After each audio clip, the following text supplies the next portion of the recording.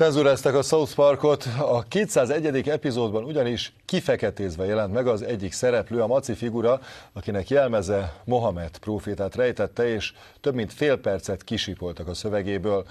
Az alkotók szerint tudtuk nélkül történt ez, miután egy radikális iszlám honlap fenyegetőző nyilatkozatot tett közzé.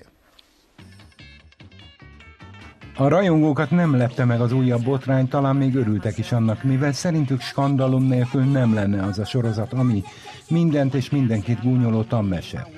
Az alkotók azonban nem ennyire vidámak. Sajnálkozó közleményük szerint a tévécsatorna belenyúlt a 201. epizódba, és 35 másodpercnyi szövegrészt kisipolt tudtuk nélkül. A bal oldalon az eredeti, a jobb oldalon a cenzúrázott jelenetképe látható.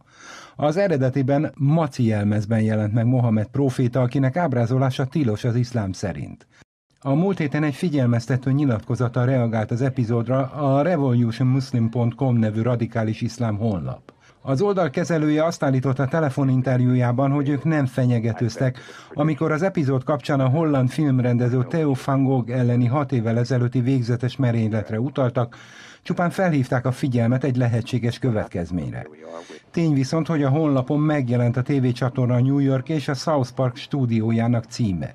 Talán legyen olyan a South Park, amin nem tudunk ellazulni, ami nincs tele humorral, nyilatkozta Trey Parker, a rajzfilm egyik alkotója. A csatorna, a Comedy Central egyelőre nem nyilatkozik a próféta botrányról, ami nem az első a South Park történetében.